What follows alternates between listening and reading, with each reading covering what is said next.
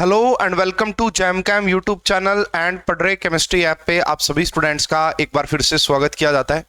Students, CUET PG 2024 का exam हो चुका है एंड फाइनली रिस्पॉन्स शीट भी जारी हो चुकी है। आप सभी ने रिस्पॉन्स शीट में क्वेश्चंस को देख लिया होगा। इस वीडियो में हम सीयूईटी पीजी 2024 के इस बार 75 क्वेश्चंस जो आए थे, इस बार पार्ट ए नहीं था, सिर्फ और सिर्फ केमिस्ट्री थी। केमिस्ट्री के 75 क्वेश्चंस थे, तो 75 क्वेश्चंस को हम 3 पार्ट्स में डिस्कस करेंगे।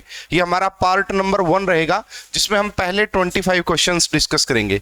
ये जो क्वेश्चन है ये रैंडम है, सभी केमिस्ट्री के, इनऑर्गेनिक के, फिजिकल के, ऑर्गेनिक के, एंड किसी स्टूडेंट की रिस्पॉन्स शीट से मैंने इन क्वेश्चंस को उठाया है, तो इनका हम सॉल्यूशन इस वीडियो में डिस्कस करेंगे। ये हमारा पार्ट नंबर 1 रहेगा, जिसमें कि हम पहले 25 क्वेश्चंस डिस्कस करेंगे। स्टूडेंट्स, सीयूईटी पीजी 2024 तो फाइनली हो चुका है। अगर आप सीयूईटी पीजी 2025 की प्रिपरेशन करना चाहते हैं, आईआईटी जैम 2025 की प्रिपरेशन करना चाहते हैं, आपका सीयूईटी पीजी काफी अच्छा हो गया है। अब आगे आपके लिए टारगेट रहेगा नेट और गेट की तैयारी करना, और उसके बाद भी अगर आप एमएससी के बाद पीजीटी एग्जाम्स की तैयारी करना चाहते हैं, तो इन सभी एग्जाम्स की तैयारी करवाई जाती है आपको पढ़ रहे केमिस्ट्री ऐप पे। ऐप का लिंक आपको वीडियो के डिस्क्रिप्शन में मिल जाएगा। अगर आपको कोर्सेज के रिगार्डिंग कोई भी इंफॉर्मेशन चाहिए तो आप इन दोनों नंबर पे कांटेक्ट करके सारी जानकारी ले सकते हैं। तो स्टूडेंट, चलिए बिल्कुल भी देरी ना करते हुए हम क्वेश्चन स्टार्ट करते हैं। ये हमारा क्वेश्चन नंबर 1 रहेगा, है ना। हो सकता है कि आपकी रिस्पॉन्स शीट में ये क्वेश्चन आगे पीछे हो, लेकिन यहां जिस स्टूडेंट से मैंने रिस्पॉन्स शीट ली उसके अकॉर्डिंग मैं आपको ये बता रहा हूं। तो क्वेश्चन नंबर 1 का हम यहां पे सॉल्यूशन देखेंगे। विच of the following regarding the shape of D orbitals is not correct, है ना। करेक्ट इंफॉर्मेशन क्या नहीं है डी ऑर्बिटल्स के बारे में।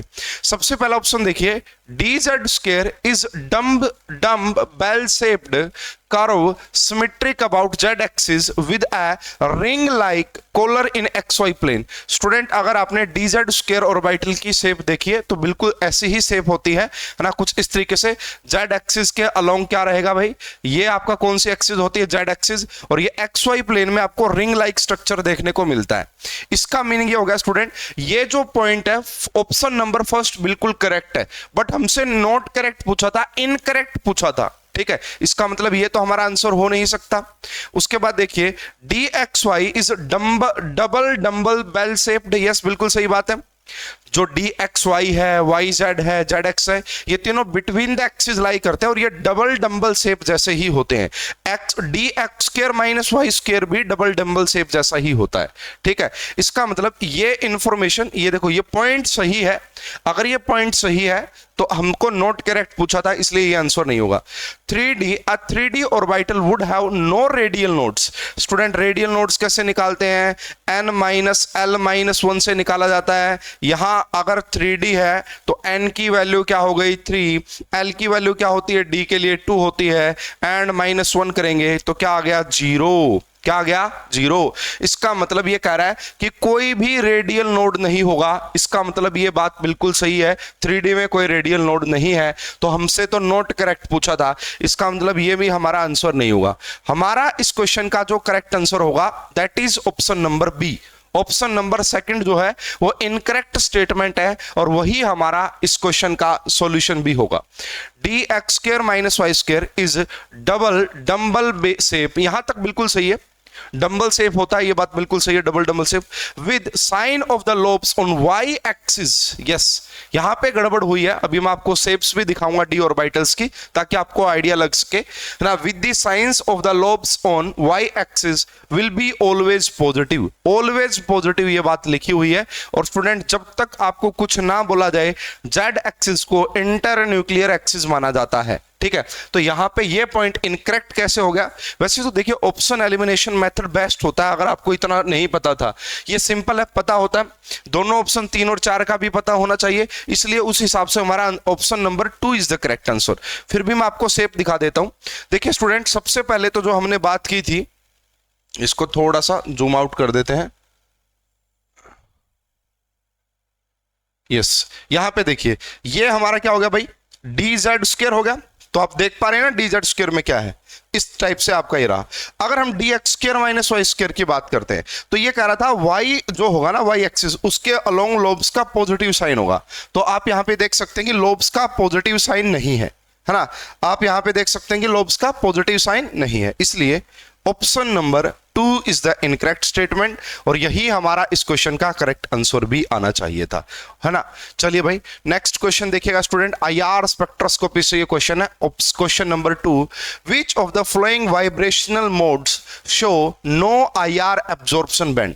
स्टूडेंट इसके लिए क्या होना चाहिए, है ना, अगर आईआर बैंड्स मिलेंगे तो उसके लिए क्या होना चाहिए, डायनामिक डाइपोल मोमेंट का होना जरूरी है, डायनामिक डाइपोल मोमेंट का होना जरूरी है। देखिए अगर हम बात करते हैं स्टूडेंट, सबसे पहला ही ऑप्शन इसका करेक्ट आंसर होगा। अगर आप सीओ का सिमेट्रिक स्ट्रेच करवा रहे हैं, हमें यह बात तो पता है कि जो सीओ होता है वो लीनियर होता है इस तरीके से। अगर आप इसका सिमेट्रिक स्ट्रेच करवा रहे हैं, सिमेट्रिक स्ट्रेच का मतलब क्या हो गया भाई, जितना आप इसको उस साइड कर रहे हैं, है ना, स्ट्रेच कर रहे हैं, उतना ही इक्वल कर रहे हैं।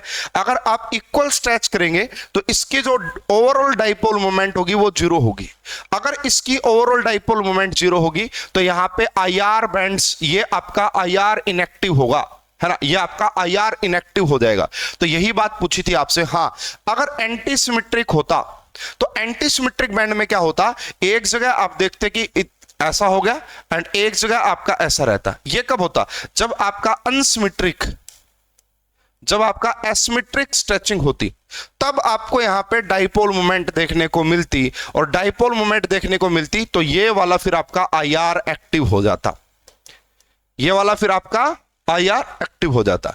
तो इन्होंने पूछा था कि कौन सा इनमें से no IR absorption band show करेगा, तो सिमेट्रिक सीओ स्ट्रेच जो होता है वो आपका आईआर इनएक्टिव होता है। उसके पीछे रीजन है कि यहां पे डायनेमिक डाइपोल मोमेंट नहीं होती है, ठीक है। बाकी सारे आप देखिए, इसको भी अगर आप देखेंगे एक जगह ये ज्यादा, देखो अब यहां पे सिमेट्रिक जरूर है बट ये पूरा कंपाउंड आप देखिए, वहां दोनों जगह, यहां पे भी ऑक्सीजन, यहां पे भी ऑक्सीजन, बट यहां पे सल्फर और यहां पे ऑक्सीजन है, दोनों की इलेक्ट्रोनेगेटिविटी अलग अलग है, दोनों की जो बॉन्ड मोमेंट होगी वो भी डिफरेंट होगी, है ना, बॉन्ड मोमेंट भी डिफरेंट होगी। इसलिए चाहे भले ही सिमेट्रिक स्ट्रेच ही क्यों ना हो, बट ये मॉलिक्यूल में जो एटम्स है ना, वहां पे आपको डायनेमिक डाइपोल मोमेंट देखने को मिल जाएगी। सेम आप इस मॉलिक्यूल में भी देख सकते हैं।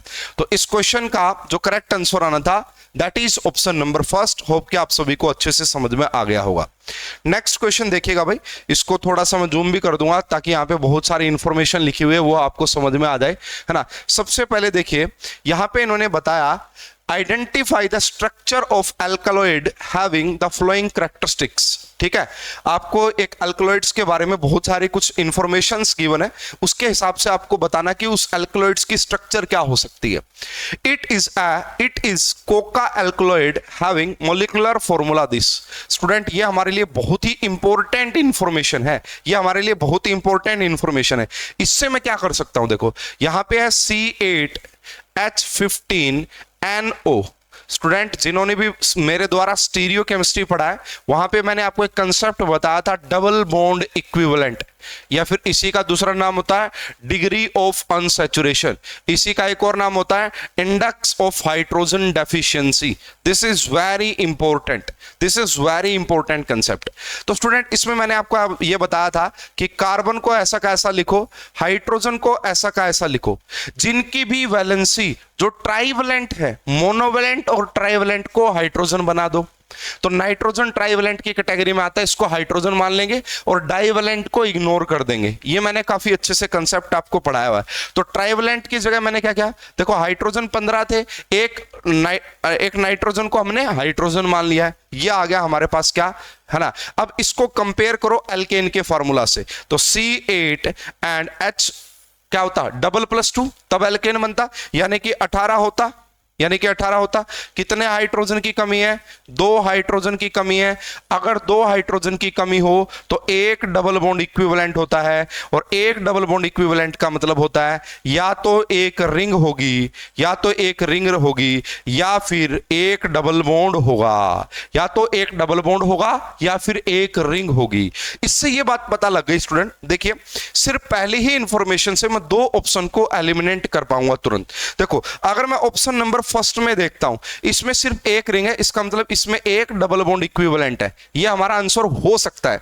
बट ऑप्शन नंबर 2 देखो, एक double bond, 2 double bond, 3 double bond, 3 तो डबल बॉन्ड हो गए, एक ये रिंग हो गई, 4 और एक ये रिंग होगी 5।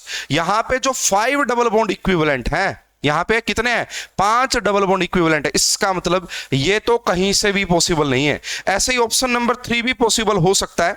देखिए अगर हम बात करते हैं, चलिए मैं इसको थोड़ा सा ऊपर कर देता हूं ताकि हमें ऑप्शन नंबर 3 को भी देखना है। अगर मैं ऑप्शन नंबर देखो 4 हो सकता है क्या? 4 तो बिल्कुल नहीं हो सकता। वही अगेन, एक double bond, 2 double bond, 3 double bond और एक रिंग 4 और एक ये वाली रिंग 5, इसमें भी 5 डबल बॉन्ड है। इसका मतलब इस क्वेश्चन का आंसर या तो फर्स्ट ऑप्शन होगा या फिर ऑप्शन नंबर 3 होगा। 2 और 4 नहीं हो सकते हैं, है ना। 2 और 4 आपका आंसर नहीं हो सकते। अब मैं इसको थोड़ा सा जूम आउट कर देता हूं भाई, ताकि हमारे को सारी स्ट्रक्चर्स यहाँ पे इजीली दिखते रहे। उसके बाद क्या क्या इंफॉर्मेशन दी है स्टूडेंट, आइए उसको भी समझ लेते हैं। उसके बाद क्या क्या इंफॉर्मेशन दी है। सेकंड इंफॉर्मेशन में क्या बोला? As the free base it rapidly racemise, है ना, ये रेसमिक मिक्सचर बना लेता है। इससे कोई ज्यादा पता नहीं लग रहा है, लेकिन सी ऑप्शन को ध्यान से देखिएगा। It's reaction shows the presence of keto group and tertiary nitrogen atom. देखो यहां पे भी टर्शरी नाइट्रोजन एटम है, यहां पे भी टर्शरी नाइट्रोजन एटम है, यहां पे भी कीटो ग्रुप प्रेजेंट है, यहां पे भी कीटो ग्रुप प्रेजेंट है। तो यानी कि ऑप्शन बी और सी से हमें कोई ज्यादा आइडिया नहीं लग रहा है। 2 ऑप्शन को एलिमिनेट, ऑप्शन नंबर 2 और ऑप्शन नंबर 4 को एलिमिनेट करने का काम किया था ऑप्शन नंबर फर्स्ट ने। अब इन दोनों में से कौन सा होगा वो हमें नहीं पता लग रहा है। डी ऑप्शन को देखिए, सिंथेसाइज्ड बाय कंडेंसिंग। भाई ये बनाया जाता है, कैसे बनाया जाता है? अल्फा मिथाइल अमीनो ब्यूटालाइड की रिएक्शन करवाई जाती है इथाइल एसिटो एसिटेट के साथ इन बफर्ड सॉल्यूशन, तब जाके आपको ये मिलता है। स्टूडेंट ये देखिए, अगर मैं इसकी स्ट्रक्चर बनाऊं आपका अल्फा मिथाइल, तो अल्फा मिथाइल कुछ ऐसे बनेगा। ये नाइट्रोजन हो गया, यहां आप मिथाइल लगा दीजिए, 1 2 3, यहां पे कुछ इस टाइप से आपका एल्डिहाइड लगेगा, 1 2 3 4 बना दो भाई, ये रहा, ये वाला आपका हो गया। इसकी रिएक्शन किसके साथ करवानी थी? इथाइल एसिटेटो एसिटेट के साथ। तो देखो इसमें ये जो दिख रहा है ना इस टाइप का कनेक्शन, ये बनता हुआ यहां पे दिखाई नहीं देगा, ये नहीं बनेगा यहां पे। इसका जो करेक्ट आंसर आना था student, that is option number first. देखिए 2 ऑप्शन को हम एलिमिनेट कर सकते थे, बट कंफ्यूजन 1 और 3 में थी, तो उसके लिए आपको थोड़ा सा पता होना चाहिए था। इसको मैं थोड़ा सा ऐसा क्वेश्चन बोल सकता हूं, अनएक्सपेक्टेड टाइप का, है ना। हो सकता है कि कुछ बच्चों ने आइडिया लगा ही लिया हो और हो सकता है कि कुछ बच्चे आइडिया ना लगा पाए हो। तो ये क्वेश्चन थोड़ा सा ठीक ठाक बोला जा सकता है, जिसमें आपको प्रॉब्लम हो सकती थी, लेकिन 2 ऑप्शन इजिली एलिमिनेट यहां पे भी हो रहे थे। होप क्या आपको क्लियर हो गया होगा भाई। नेक्स्ट क्वेश्चन देखिए स्टूडेंट, ये सारे आपका साइक्लिक ईथर हैं, यहां पे साइक्लिक ईथर है ये आपका, और ये उनके कॉमन नेम है, कॉमन नेम।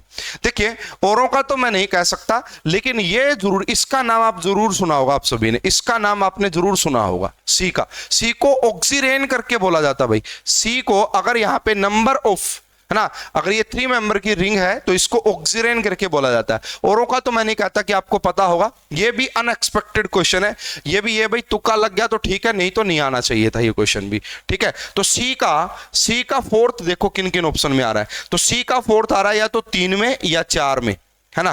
देखिए यहां पे मैंने एक चीज नोटिस की है इस पेपर में, जब आप सॉल्यूशन देखेंगे आपको भी समझ में आ जाएगा, ऑप्शन एलिमिनेट हो रहे थे काफी अच्छे से, है ना। तो ये चीज हमें पता लग गई कि सी का फोर्थ आएगा, है ना, सी का फोर्थ। उसके बाद देखो अगर सी का फोर्थ है तो ए का फर्स्ट हो गया, ये बात भी देखो, ए का क्या हो गया फर्स्ट, इसको बोलेंगे ऑक्सीपेन, इसको क्या बोलेंगे भाई, ऑक्सीपेन, ठीक है। अब आपको देखना था बी और डी में किसका होगा, बी और डी में। स्टूडेंट अगर यहां पे ये 4 मेंबर की रिंग है ना, तो इसका नाम होता है ऑक्सीटेन, ऑक्सीटेन। मतलब बी का क्या आएगा 3, बी का क्या आएगा 3। पहली बात ये स्टूडेंट, इस क्वेश्चन का option fourth is the correct answer.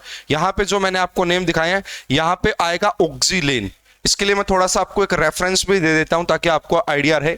Student ये आप रेफरेंस देख सकते हैं, ये ऑक्सा साइक्लोप्रोपेन, इसको ऑक्सीरेन करके बोला जाता है ना। मैं बता रहा था ना, जहां पे 4 मेंबर की रिंग होती है उसे ऑक्सीटेन करके बोला जाता है, जहां पे 5 मेंबर की रिंग होती है उसे ऑक्सोलेन करके बोला जाता है, 6 मेंबर, ये भी आप सभी ने सुना होगा, इसको हम ऑक्सेन बोलते हैं, ऑक्सेन, ठीक है।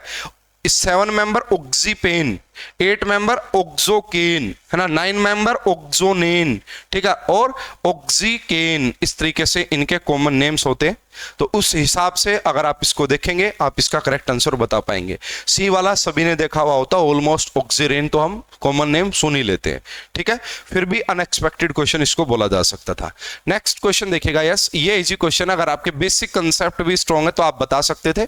Among the flowing given characteristics of the viscosity of liquid, viscosity क्या है, गाढ़ापन, है ना, फ्लो, जैसे आपने देखा होगा लिक्विड फ्लो करता है तो जितना गाढ़ा रहेगा लिक्विड आपका उतना कम फ्लो करेगा, वही विस्कोसिटी है। Greater the viscosity more slowly the liquid flows, बिल्कुल सही बात है, जितनी ज्यादा विस्कोसिटी होगी उतना ही उसका फ्लो करने का रेट कम होगा, ये बिल्कुल सही है, ये बिल्कुल सही स्टेटमेंट है ना। Glass is extremely viscous liquid, हमें पता है, देखिए ग्लास को क्या बोला जाता है, सुपर कोल्ड लिक्विड बोला जाता है। क्या बोलते हैं, सुपर कोल्ड लिक्विड, होता तो लिक्विड ही है लेकिन उसमें फ्लो का रेट बहुत ज्यादा क्या होता है, बहुत ज्यादा कम होता है ना।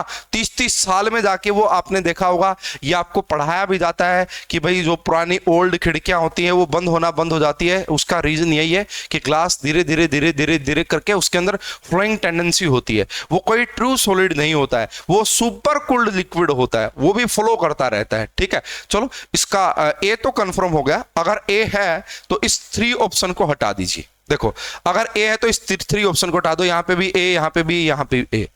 Viscosity of liquid increase as the temperature arises, fluidity is the reciprocal of viscosity, है ना। विस्कोसिटी क्या होता है, जितना कम फ्लो हो, एंड फ्लूइडिटी जितना अच्छे से फ्लो, रेसिप्रोकल होते हैं, ये बात बिल्कुल सही है। ए और डी हमारा कंफर्म सही है, अगर ए और डी कंफर्म सही है तो इसको भी हटा देते हैं, और बी भी हमारा कंफर्म हो गया, वैसे मैंने आपको बता ही दिया था बी के बारे में भी। अब देखिए होता क्या student, viscosity of liquid increase करती है अगर आप टेम्परेचर को बढ़ाएंगे, ये बात बिल्कुल सही है ना। अगर आप जैसे शहद ले लीजिए या कोई और लिक्विड ले लीजिए, अगर आप उसको हीट करते हैं ना तो वो ज्यादा विस्कोसिटी, उसकी विस्कोसिटी इंक्रीज कर जाती है, ठीक है। तो इस हिसाब से अगर आप देखेंगे मुझे ये चारों स्टेटमेंट सही लग रही है, और इस क्वेश्चन का जो करेक्ट आंसर आएगा that is option number 4, A B C D, temperature बढ़ाने पे विस्कोसिटी इंक्रीज करती है, ठीक है। सॉरी, इसको मैं करेक्ट करना चाहूंगा भाई, विस्कोसिटी इंक्रीज नहीं करती, फ्लूइडिटी इंक्रीज करती है। अगर आप टेम्परेचर को इंक्रीज करेंगे तो विस्कोसिटी कम होती है, यह बात ध्यान रखिएगा, विस्कोसिटी कम होती है, गाढ़ापन कम होता है, फ्लूइडिटी ज्यादा बढ़ती है, तो इसका मतलब C statement is incorrect. Viscosity of liquid increase नहीं करती है स्टूडेंट, डिक्रीज करेगी, क्या करेगी, डिक्रीज करेगी, इसलिए सी नहीं करेक्ट होगा। इस ऑप्शन को हटाइए, अगर ये ऑप्शन हट गया तो हमारा option number 1 is the correct answer. क्या आएगा, option number 1 is the correct answer, इसको आप जरूर करेक्ट कर लीजिएगा, ठीक है। यहां पे इस क्वेश्चन का करेक्ट आंसर ऑप्शन नंबर 1 आएगा। ये देखिए भाई, ऑर्गेनिक केमिस्ट्री की रिएक्शन है, find the major product in the following reaction, है ना। इस रिएक्शन में आप मेजर प्रोडक्ट बताइए क्या है स्टूडेंट, ये है आपका इलेक्ट्रोफिलिक सब्स्टिट्यूशन रिएक्शन। ये क्या है, इलेक्ट्रोफिलिक सब्स्टिट्यूशन रिएक्शन। अगर आप यहां पे देखेंगे ये क्या लगा हुआ है जी, यहां पे देखिए, यहां पे लगा हुआ है CCl3, क्या लगा हुआ है यहां पे, CCl3, और अगर इसकी रिएक्शन हम करवाते हैं किसके साथ, Cl2 एंड FeCl3 के साथ, तो क्या बनेगा, इन दोनों से निकलेगा क्लोरीनियम आयन। क्या निकलेगा भाई, इन दोनों से क्लोरीनियम आयन। अब देखो भाई, होना बेसिकली क्या है, मान लीजिए कि आप इस बॉन्ड को यहां ब्रेक कर देते हैं तो यहां आपका पॉजिटिव चार्ज आएगा, है ना, यहां आपका पॉजिटिव चार्ज आएगा, और ये आपका कैसा डीएक्टिवेटिंग ग्रुप है, ये आपका इलेक्ट्रॉन विड्रॉइंग ग्रुप है। अगर ये इलेक्ट्रॉन को विड्रॉ कर रहा है तो यहां पे आपको देखना पड़ेगा कि एक्टिवेटिंग ग्रुप है या डीएक्टिवेटिंग ग्रुप है। ये आपका इलेक्ट्रॉन को विड्रॉ करता है, इसलिए इसको हम डीएक्टिवेटिंग ग्रुप की कैटेगरी में रखते हैं। अगर ये डीएक्टिवेटिंग ग्रुप है तो फिर आपका मेटा पोजीशन पे क्लोरीन अटैक करेगा ना, फिर ये क्या करेगा स्टूडेंट, मेटा पोजीशन पे आपका अटैक करेगा। तो यहां देखिए, अगर इसके रिस्पेक्ट में देखें, अगर ये डीएक्टिवेटिंग होता, एक्टिवेटिंग का मतलब क्या होता है भाई, अगर ये इलेक्ट्रॉन डेंसिटी पहुंचा रहा होता, ये OR होता, OH होता, तो फिर ऑर्थो या पैरा प्रोडक्ट की पॉसिबिलिटी बनती है। अगर ये डीएक्टिवेटिंग टाइप का है तो यहां पे फिर मेटा पे अटैक होगा, एंड मेटा वाला ही प्रोडक्ट आपको देखने को मिलेगा। यहां पे ऑर्थो पे लगा हुआ हटा दीजिए, यहां पे कुछ हुआ ही नहीं, इसको भी हटा दीजिए, यहां पे पैरा पे लगा हुआ था हटा दीजिए। इस क्वेश्चन का जो करेक्ट आंसर आएगा दैट इज ऑप्शन 2। यहाँ पे आपको मेटा पोजीशन पे क्या दिखाई देगा, क्लोरीन दिखाई देगा, because this is electron withdrawing group. और ये क्या करेगा, यहां से भी इलेक्ट्रॉन को विड्रॉ करेगा, यहां से भी करेगा। यहाँ पे आपको ज्यादा इलेक्ट्रॉन डेंसिटी देखने को मिलेगी मेटा पोजीशन पे, है ना। मेटा पोजीशन पे चार्जेस डेवलप नहीं होते हैं, इलेक्ट्रॉन कम नहीं होगा। इस हिसाब से अगर आप देखेंगे तो यहां पे आप इसको समझ पाएंगे कि this is the Meta product, यहां पे आपका मेजर प्रोडक्ट होगा। Option number 2 is the correct answer. Yes student, next question from reagents, बड़ा सिंपल क्वेश्चन है। देखिए यहां पे आपको जो सबस्ट्रेट गिवन है वहां पे एक कार्बन कार्बन का डबल बॉन्ड है और एक आपका वहां पे कीटोन है, ठीक है। सोडियम बोरोहाइड्राइड क्या करता है स्टूडेंट, इससे सोडियम बोरोहाइड्राइड का कोई लेना देना नहीं है कार्बन कार्बन के डबल बॉन्ड से। सोडियम बोरोहाइड्राइड इस सी डबल बॉन्ड ओ को, कीटोन को अल्कोहल में कन्वर्ट करता है, कीटोन को अल्कोहल में कन्वर्ट करता है। इसका मतलब वाई जो रहा होगा ना, जहां पे सी डबल बॉन्ड ओ था वहां पे ओ एच लगा दो। तो यहां पे देखो, यहां पे कार्बन कार्बन का double bond as it is है और जहां पे सीओ था वहां पे ओ एच लगा दिया, मतलब ये हमारा पॉसिबल हो सकता है। अब इन्होंने क्या किया, सी डबल बॉन्ड ओ को ऐसे का ऐसा छोड़ दिया और कार्बन कार्बन का जहां पे डबल बॉन्ड था वहां पे OH लगा दिया। This is not possible.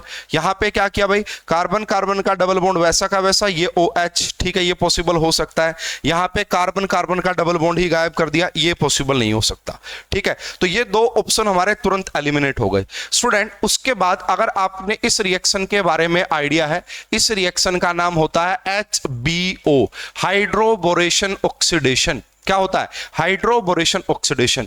अब ये काम क्या करती है, ये काम करती है कि कार्बन कार्बन का जहां डबल बॉन्ड होता है उसको अल्कोहल में कन्वर्ट करती है और इस तरीके से करेगी कि भाई जहां पे स्टेबल कार्बोकेटाइन बने, तो ये वाला पॉजिटिव चार्ज यहां स्टेबल कार्बोकेटाइन है, यहां पे आपका BH2 अटैक करेगा, यहां पे OH अटैक करेगा एंड ये सिन टाइप का एडिशन होता है। जहां पे BH2 दिख रहा है वहीं पे OH लगा देना होता है ना। इस हाइड्रोबोरेशन ऑक्सीडेशन का इस कीटोन से कोई लेना देना नहीं होता है। इसका मतलब देखो कि कीटोन एज इट इज रहे, अगर हम X की बात करें, कीटोन एज इट इज रहे एंड कार्बन कार्बन का डबल बॉन्ड अल्कोहल में कन्वर्ट हो जाए, तो ये चीज यहां पॉसिबल है। इन्होंने क्या किया, ये सी डबल बॉन्ड ऐसा कैसा रखा, बट यहां पे इन्होंने जो अल्कोहल लगाया ना वो यहां पे लगा दिया। यहां पे अल्कोहल नहीं लगेगा स्टूडेंट, आपने जो अटैक करवाना होता है वो इस तरीके से करवाना होता है कि स्टेबल कार्बोकेटाइन बने। अगर आप यहां पे देखते तो यहां पॉजिटिव चार्ज ज्यादा स्टेबलाइज नहीं था, है ना, यहां पे पॉजिटिव चार्ज ज्यादा स्टेबलाइज था, तो जहां पे कार्बोकेटाइन बने उससे नेक्स्ट कार्बन पे BH2 का अटैक करवाते हैं और जहां पे BH2 होता है वहीं पे OH लगाना होता है। इसका मतलब this is not correct. Option number first is the correct answer for this question, है ना। तो ये सिंपल रिएजेंट था सोडियम बोरोहाइड्राइड जो कि कीटोन को अल्कोहल में रिड्यूस कर देगा एंड ये था हाइड्रोबोरेशन ऑक्सीडेशन, अल्कीन को अल्कोहल में कन्वर्ट कर देगा। Option number first is the correct answer. अच्छा क्वेश्चन था, आप इजीली इसको अटेम्प्ट कर सकते थे। और स्टूडेंट एक चीज और नोटिस किया मैंने, ज्यादा नहीं कह सकता, अगर 75 क्वेश्चन आए थे, 60 प्लस क्वेश्चन ऐसे थे जो आपको मेरे लेक्चर्स में मिल जाएंगे डायरेक्ट इनडायरेक्ट। 60 प्लस क्वेश्चन बहुत बड़ी बात होती है, 60 plus questions. The unit of van der Waals constant A. Student आपने रियल गैस इक्वेशन देखी होगी, रियल गैस इक्वेशन में दो कांस्टेंट होते हैं, एक ए और एक बी। तो आपसे पूछा जा रहा है कि ए की यूनिट बताइए क्या होगी। तो स्टूडेंट निकालने का भी हमारे पास एक तरीका होता है इसको निकालने का। बड़ा मैं आपको पहले तो मेरे लेक्चर में जो मैंने आपको पढ़ाया था उसका एक स्क्रीनशॉट दिखा रहा हूं ताकि आपको थोड़ा सा प्रूफ भी मिलता रहे कि हाँ करवाए हुए क्वेश्चंस कितने सारे आते हैं। तो देखिए ये आपका बीटा होता है, बीटा इसको हम प्रेशर की टर्म में लिख सकते हैं, प्रेशर बोला जा सकता है। और प्रेशर की यूनिट क्या होती है भाई, ATM, ठीक है। ये ए आपका वही हो गया वांडरवाल गैस कांस्टेंट, ठीक है। एन स्क्वायर क्या हो गया भाई, एन रिप्रेजेंट करता है मोल को एंड वी किसको, लीटर को। तो यहां पे आपको इस ए की यूनिट चाहिए थी तो वो क्या आई, ए की यूनिट आती ATM तो था ही, ये जो लीटर स्क्वायर था वो -2 हो जाता। तो यहां पे आप देखो ये ATM लीटर स्क्वायर एंड पर मोल ट्वाइस, ये आपका यूनिट होती है ए की, ठीक है। अब अगर आप देखेंगे यहां पे इसमें तो लीटर है ही नहीं, तो हमें यह पता होता स्टूडेंट 1 लीटर में आपका 1 डेसीमीटर क्यूब होता है। 1 लीटर में आपका 1 डेसीमीटर क्यूब होता है। अब यहां पे आप देख लीजिए भाई, तो वहां पे क्या था, पहली बात तो देखो इसमें एटीएम है ही नहीं, हटा दो।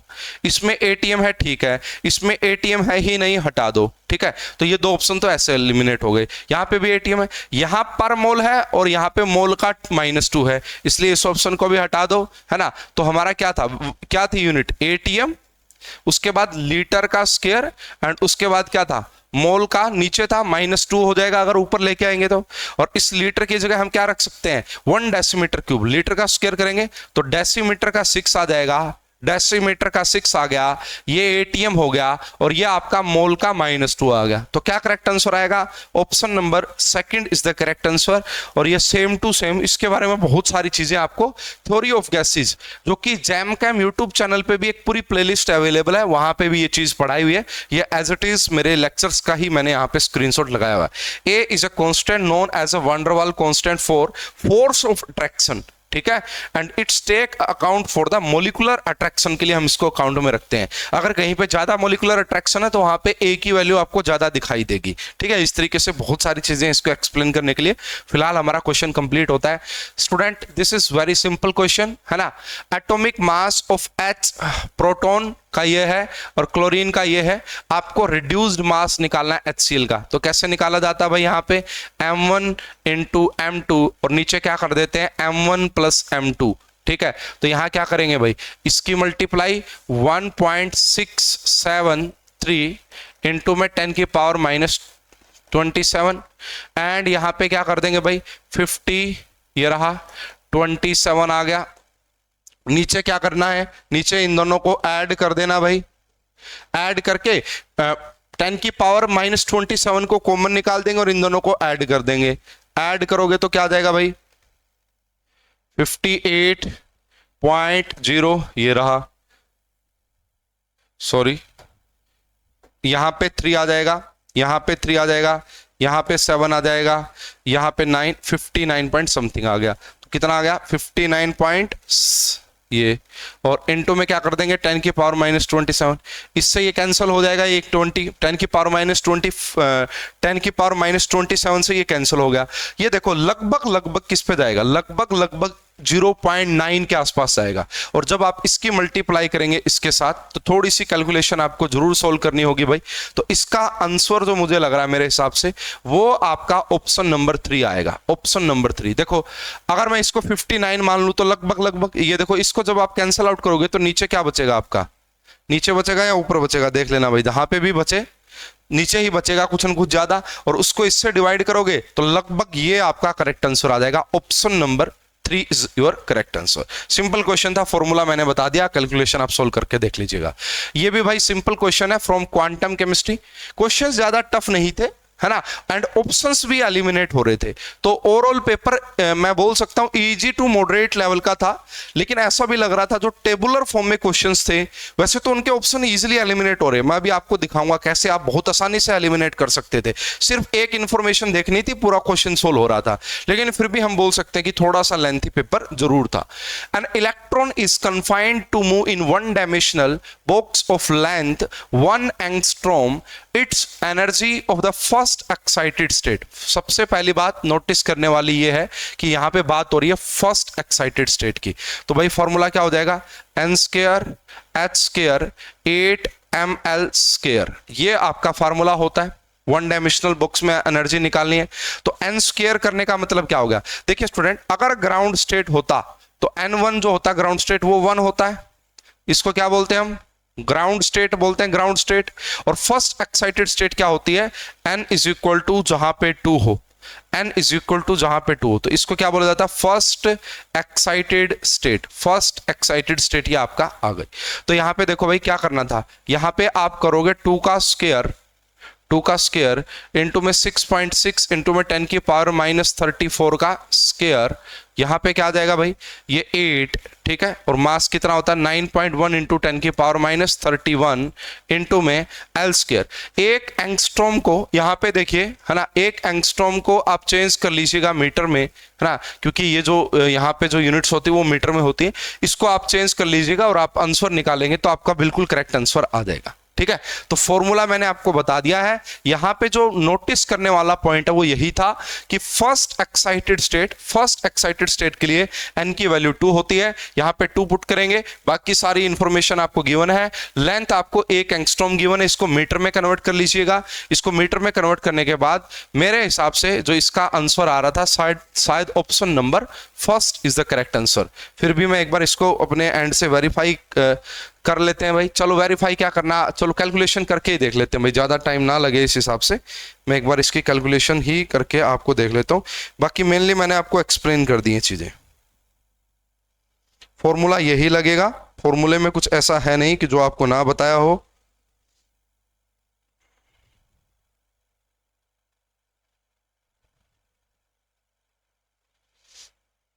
देखो स्टूडेंट, अगर आप यहां पे 4 ना होता, यहां पे बस अब आपको क्या करना है, इसके अलावा 31 हो गया, 10 की पावर -10 मीटर का स्क्वायर कर देते, बस ये रहा।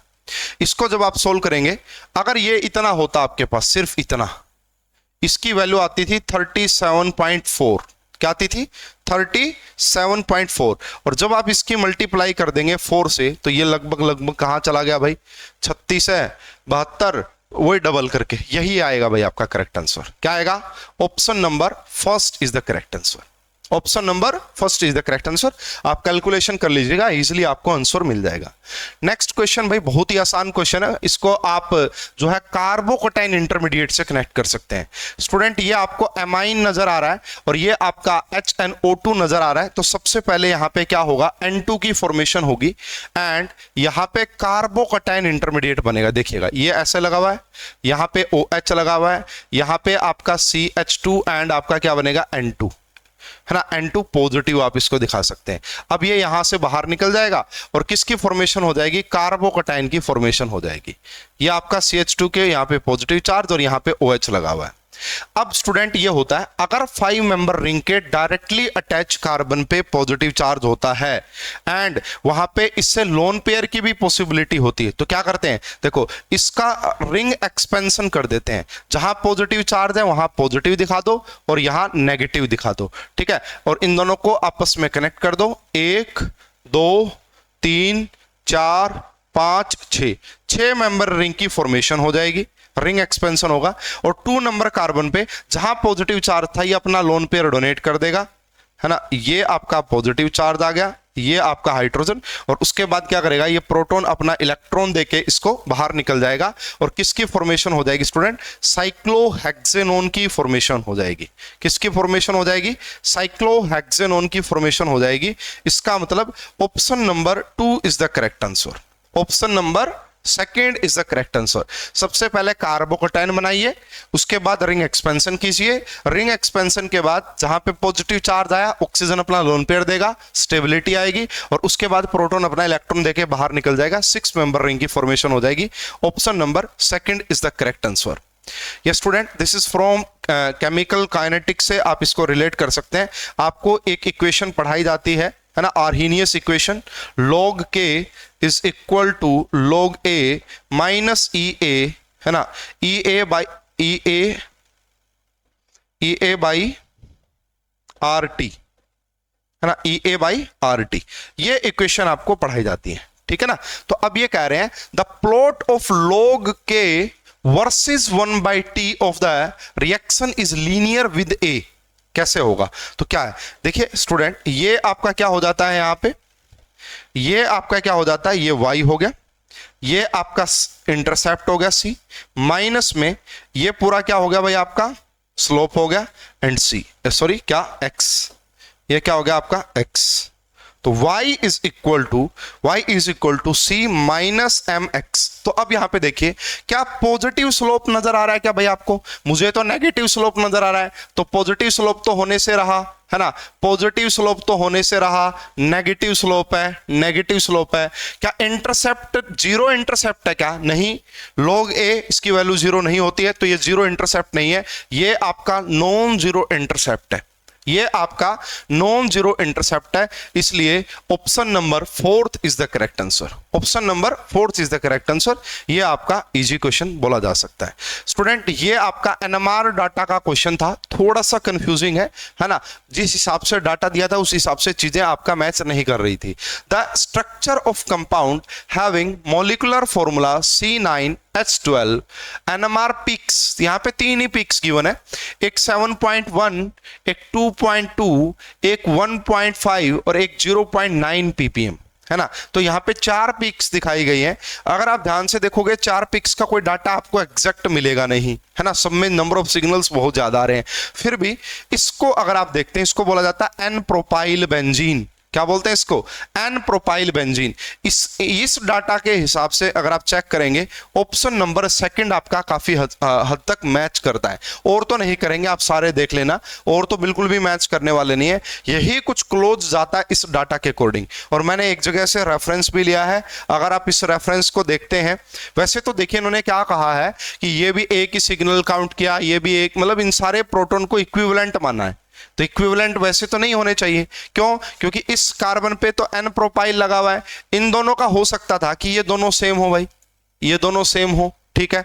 अब देखो इनका केमिकल इन्वायरमेंट टोटली डिफरेंट है, बट फिर भी, है ना, फिर भी इस रेफरेंस को अगर आप देखते हैं तो ये सारे के सारे 1 2 3 4 5, इन पांचों का ऑलमोस्ट एक ही सिग्नल दिखाने की कोशिश की गई है ना। यहां पे आप देख सकते हैं कि ए जो है, ए वाले जो प्रोटॉन है उनकी केमिकल शिफ्ट की वैल्यू आपका 7.4 से 7.02 आएगी, 7.4 से 702 आएगी, ठीक है। एक मानना है, वैसे एक नहीं मानना चाहिए, ये नॉन इक्विवेलेंट प्रोटॉन है, फिर भी आप देख सकते हैं, रिलेट कर सकते हैं इसको।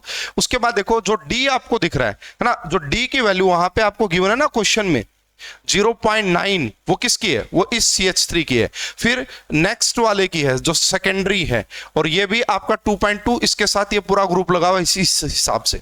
स्टूडेंट इस डाटा को देख के अगर कोई बेस्ट पॉसिबल आंसर है तो ऑप्शन नंबर 2 है, और टेंटेटिव आंसर की में इसका करेक्ट आंसर ऑप्शन नंबर 2 ही दिया गया है। हालांकि भाई थोड़ा सा और अगर आप इसको देखेंगे तो सिग्नल्स में थोड़ा बहुत कंफ्यूज हो सकते हैं, बट बेस्ट प्रोबेबल आंसर इसका ऑप्शन नंबर 2 ही है, और वही आपका टेंटेटिव आंसर की में दिया भी हुआ है, ठीक है। वही आपका टेंटेटिव आंसर की में दिया हुआ है।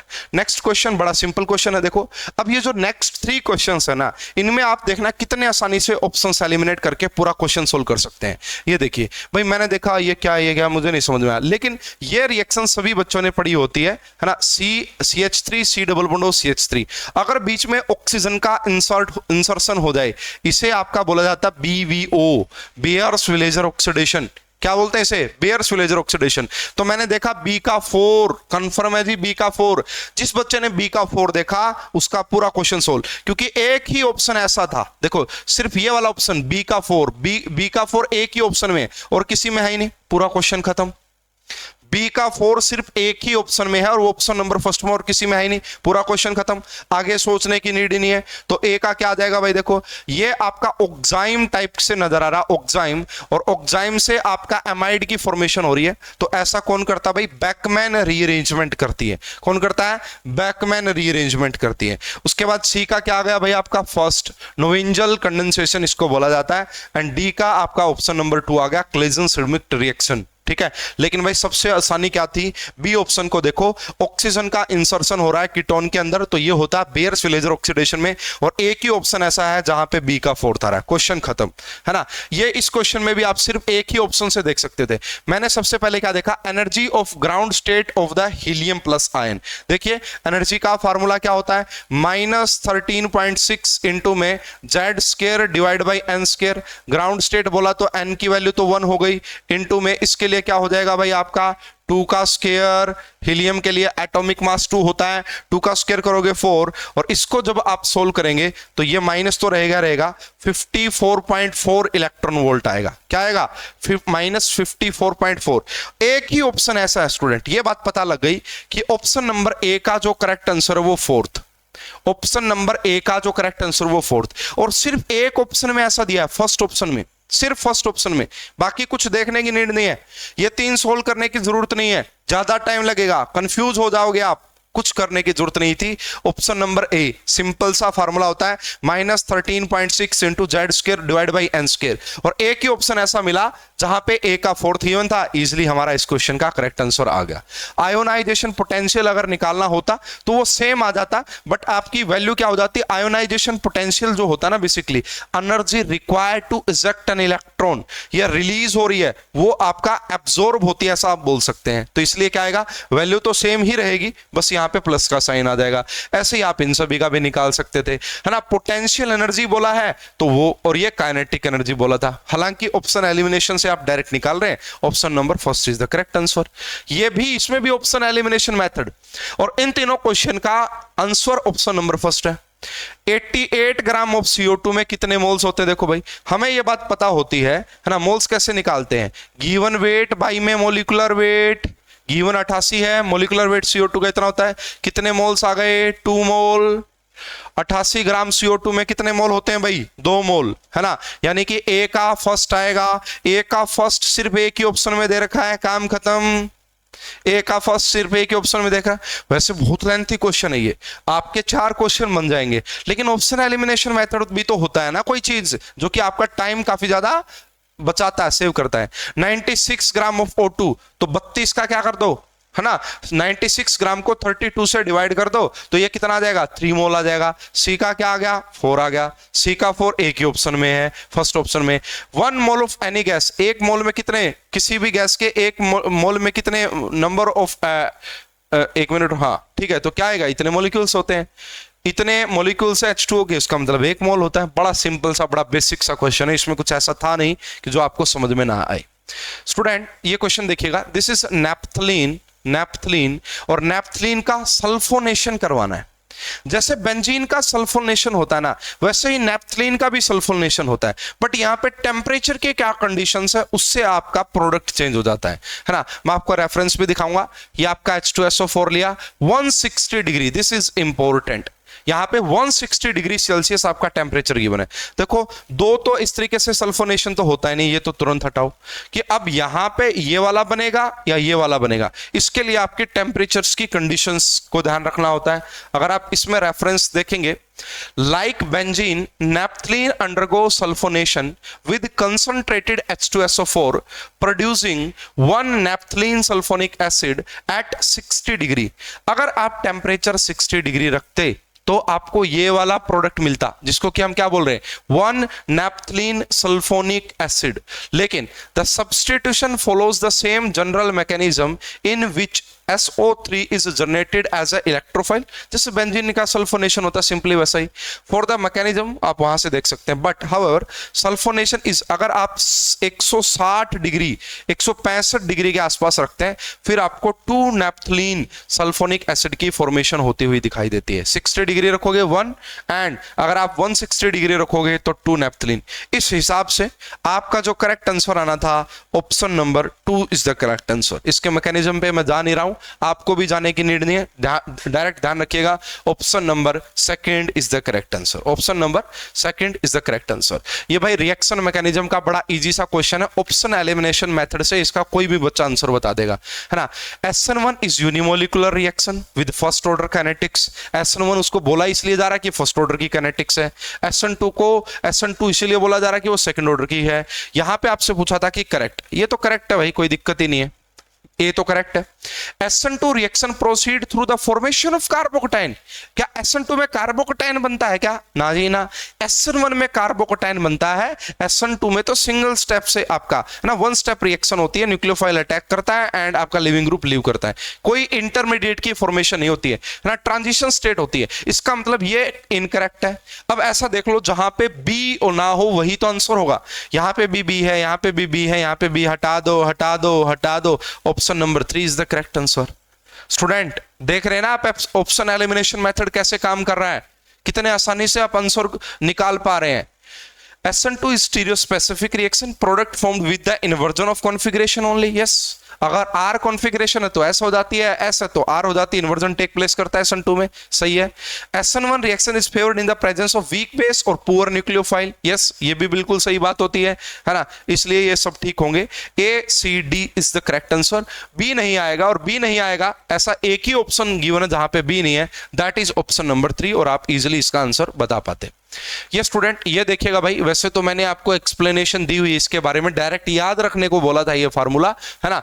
मोलैलिटी का एंड मोल फ्रैक्शन का क्या रिलेशन होता है ये आपको बताना है। देखिए student, molality small m, molality का फार्मूला क्या होता है, number of moles of solute. अब मैं number of moles of solute को क्या लिख देता हूं, यहां पे N2 लिख देता हूं, और divide by weight of solvent, है ना, वेट ऑफ सॉल्वेंट को W1 से लिख देता हूं, वेट ऑफ सॉल्वेंट को W1 से लिख देता हूं, ओके। अब दूसरा देखिए, मोल फ्रैक्शन X2 का फार्मूला क्या होता है, नंबर ऑफ मोल्स ना, जिसका भी मोल फ्रैक्शन निकालना है, X2 बोले तो यहां पे सोल्यूट है ना, उसके मोल ऊपर आ जाएंगे, यहां पे आ जाएगा N1 प्लस में यहां पे क्या आ जाएगा आपका N2, यहां पे क्या आ जाएगा N2। अगर मैं यहां से N2 की वैल्यू निकालूं, N2 किसके इक्वल आ गया, स्मॉल m, एंड ये आपका W1 हो गया। भाई ये बात समझ में आ रही है, ये बात समझ में आ रही है। अब मैं अगर इसको यहां पुट कर देता हूं इस डाटा में, देखिए ये आपका मोल फ्रैक्शन 2 है ना, ऊपर क्या रख देते हैं, स्मॉल m, एंड आपका W1, इसी प्रकार यहां पे N1 की जगह क्या रखेंगे, N1 क्या है स्टूडेंट, बेसिकली N1 है सोलवेंट, तो ऊपर क्या आएगा, मोल्स, जो मोल्स तो है ये, तो क्या आएगा वेट, है ना, तो वेट कितना होता है आपका, जो भी गिवन होगा W1, और डिवाइड बाई क्या आ जाएगा नीचे M1 मोलिकुलर वेट, क्या आ जाएगा M1 मोलिकुलर वेट, प्लस में यहां पे क्या भाई, स्मॉल m W1। तो मैं क्या कर सकता हूं, देखना ध्यान से, आप इसको सोल्व करते हैं। अब क्या मैं यहां से इसका एलसीएम ले लूं पहले, तो भाई अगर आप इसका एलसीएम लेंगे, स्मॉल m, यहां पे आपका ये W1, इसका आपने एलसीएम लिया तो ये बन गया W1 प्लस में m W1, और क्या चला जाएगा M1 चला जाएगा, M1 इसके पूरे के नीचे क्या आ गया M1, ठीक है। अब इस M1 को ऊपर भेज देता हूं मैं, इस M1 को ऊपर भेज देता हूं, स्मॉल m, ये आपका W1, ये आपका M1 चला गया।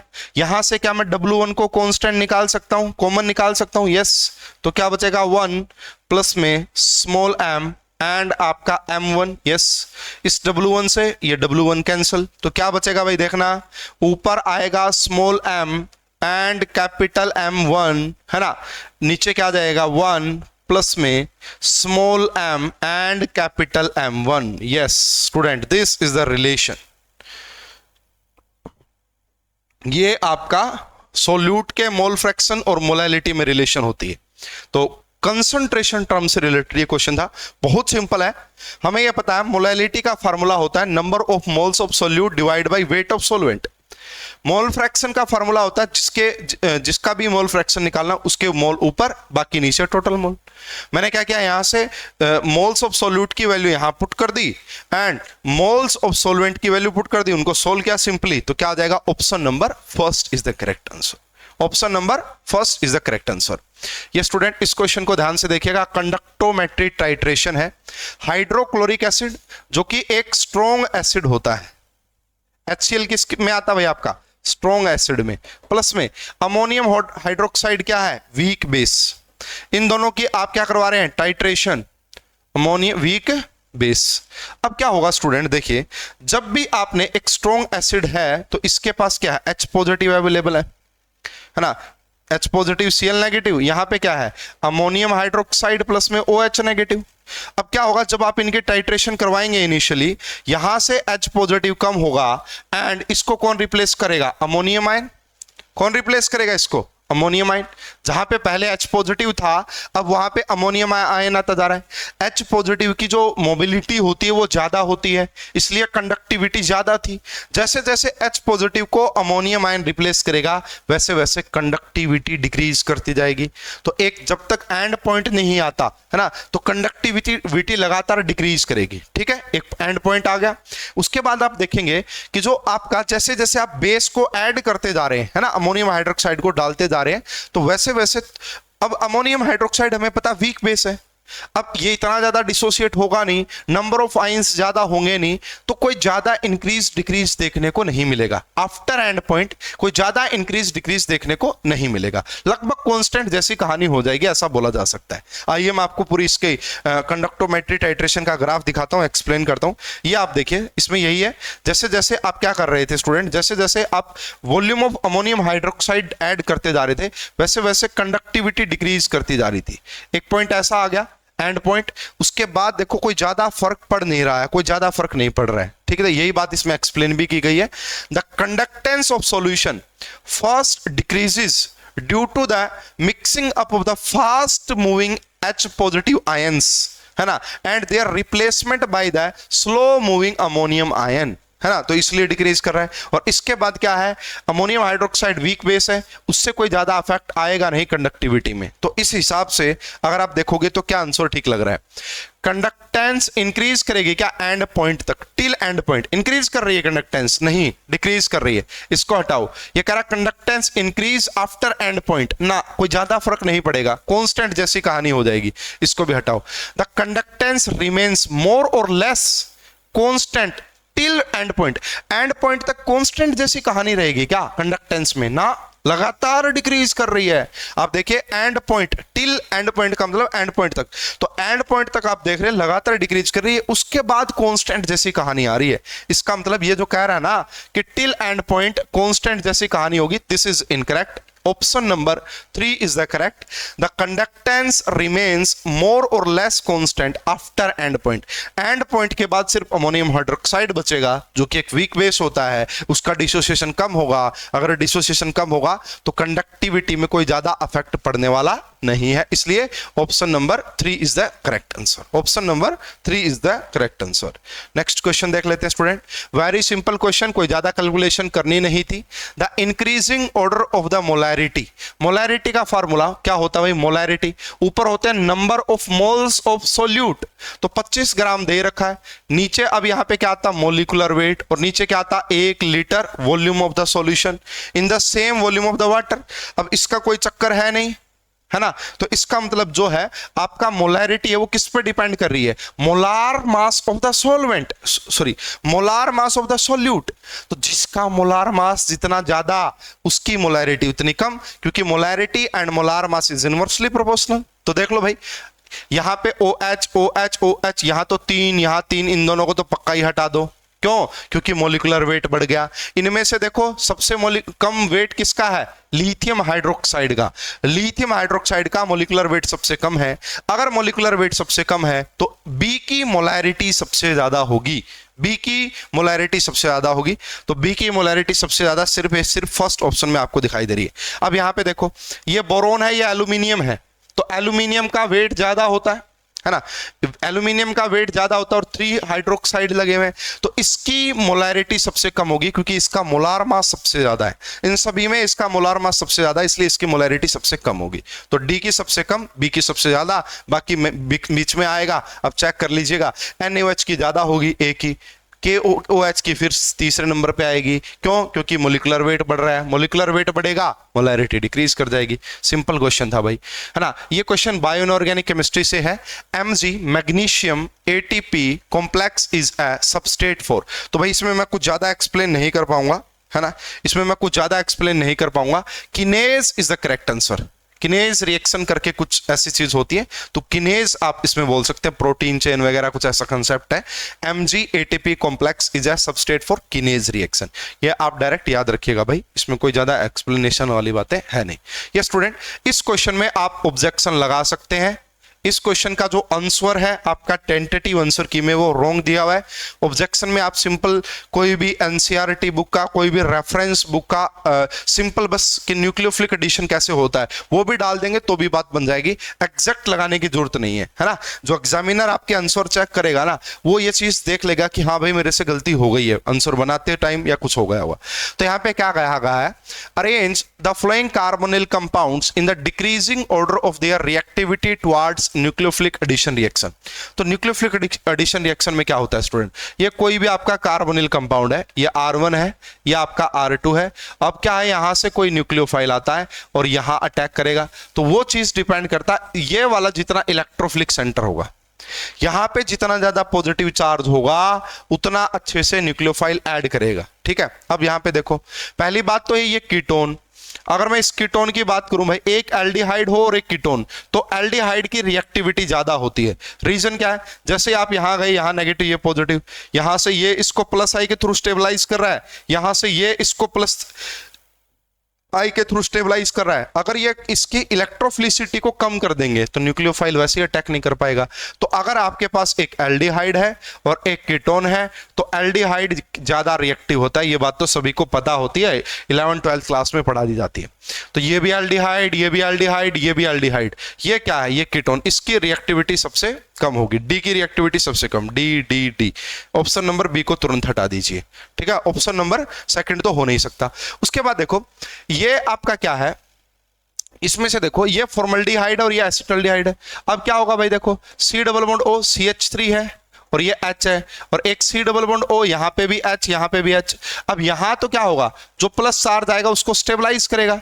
इसका मतलब फॉर्मल्डिहाइड और एसिटल्डिहाइड में फॉर्मल्डिहाइड की रिएक्टिविटी ज्यादा है, मतलब है ना, मतलब ये हो गया कि बी की रिएक्टिविटी ज्यादा होगी ए से, है ना। तो यहां तो ये गलत दे रखा कि ए की ज्यादा, हटाओ इसको, यहां तो बी की ज्यादा ठीक है, बी की ज्यादा ठीक है। अब देखो बी और सी में किसकी ज्यादा होगी, स्टूडेंट ध्यान से देखिएगा कि बी और सी में किसकी ज्यादा होगी। तो ये देखो क्या किया, ये आपका एल्डिहाइड और इसके ऊपर 3 क्लोरीन लगा रखे हैं। तो ये जो 3 क्लोरीन है ना, ये आपका इलेक्ट्रॉन विड्रॉइंग ग्रुप का काम करेंगे। तो ये क्या हो रहा है बेसिकली, ये जैसे यहां जा रहा है डेल नेगेटिव, यहां डेल पॉजिटिव, यहां पे और ज्यादा इलेक्ट्रोफिलिसिटी को जनरेट करेंगे। जितनी ज्यादा इलेक्ट्रोफिलिसिटी होगी उतना अच्छे से न्यूक्लियोफाइल अटैक कर पाएगा। इसका मतलब क्या है, सबसे ज्यादा जो रिएक्टिविटी होनी चाहिए वो सी की होनी चाहिए, है ना। मेरे अकॉर्डिंग इसका जो आंसर होना चाहिए वो आपका क्या होना चाहिए, सी की रिएक्टिविटी सबसे ज्यादा, फिर आपका बी की, फिर आपका ए की और फिर आपका डी की। इसका जो करेक्ट आंसर आना चाहिए that is option number 4th, that is option number 4th।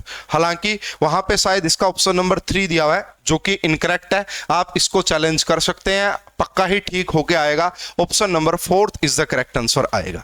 तो आप इस क्वेश्चन को चैलेंज कर सकते हैं। नेक्स्ट क्वेश्चन देखिए स्टूडेंट, दिस इज थायोफिन, ये आपका थायोफिन है।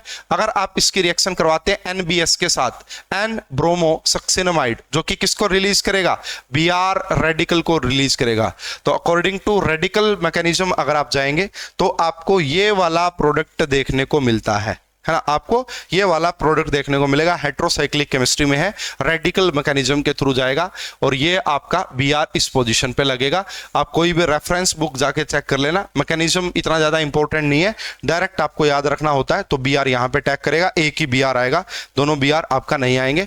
Identify product in the flowing chemical reaction. ठीक है, ये हमारा भाई लास्ट क्वेश्चन है पार्ट 1 का, क्वेश्चन नंबर 25। क्या कहा गया है ना, option elimination method is very important. Option check कर लिया करो, देखो यहां पे भी बी, यहां पे भी बी, यहां पे भी बी, यहां पे भी बी। एक बात तो कंफर्म हो गई कि बी तो पक्का ही ठीक है। क्या है बी, बी को पढ़ लो पहले। Formation of 1,2 addition product is kinetic और रेट कंट्रोल्ड। जो 1,2 एडिशन होता है ना स्टूडेंट, वो काइनेटिकली कंट्रोल्ड प्रोडक्ट होता है, ये बात तो ठीक है। और हमें ना भी पता होती, ये बात हमारे ऑप्शंस ने बता दी कि बी तो पक्का ठीक है। उसके बाद फॉर्मेशन ऑफ 1,4, अगर 1,2 काइनेटिकली कंट्रोल्ड है, 1,4 थर्मोडायनेमिकली कंट्रोल्ड होगा, इसका मतलब सी भी ठीक है, इसका मतलब सी भी ठीक है। यहां सी नहीं दे रखा, हटा दो, है ना। इसमें भी सी दे रखा, इसमें भी सी दे रखा, इसमें भी सी दे रखा। उसके बाद देखो 1,2 addition reaction occur faster as compared to 1,4 addition, but 1,4 addition product is more stable। बात तो वही है ना, ये तो बात बताई जा रही है कि 1,2 एडिशन काइनेटिकली कंट्रोल होता है, इसलिए उसका रेट फास्टर होगा, और 1,4 एडिशन में जो प्रोडक्ट बनता है वो स्टेबल बनेगा। ठीक है, ये भी ए भी ठीक है, ए बी सी तो पक्का हो गए भाई। ए बी सी पक्का कहां दिखाई दे रहे हैं, ए बी सी यहां पे भी है, ए बी सी यहां पे भी है, इसलिए इसको हटा दो। अब देखो डी होगा या नहीं होगा भाई, है ना। तो at low temperature of the formation of 1,2 addition product from allyl cation is a reversible reaction। तो वो क्या रिवर्सिबल रिएक्शन होगी, तो भाई ऐसा कुछ नहीं है, रिवर्सिबल रिएक्शन नहीं होती है। Option number 2 is the correct answer आएगा, डी यहां पे आपका इनकरेक्ट होगा। A B C is the correct answer. क्या आएगा, A B C is the correct answer. तो भाई ये हमारा CUET PG 2024 का पार्ट 1 का सॉल्यूशन था, जिसमें हमने पहले 25 क्वेश्चंस का डिस्कशन किया है। होप कि आपको सारे क्वेश्चंस काफी अच्छे से समझ में आ गए होंगे। किसी भी क्वेश्चन में कोई भी डाउट है तो आप मुझे कमेंट बॉक्स में बता सकते हैं, है ना, और या फिर आप हमारे डाउट्स नंबर पे भी कॉन्टैक्ट कर सकते हैं। मिलते हैं नेक्स्ट पार्ट में, जिसमें कि हम part number 2 part number 3 discuss करेंगे।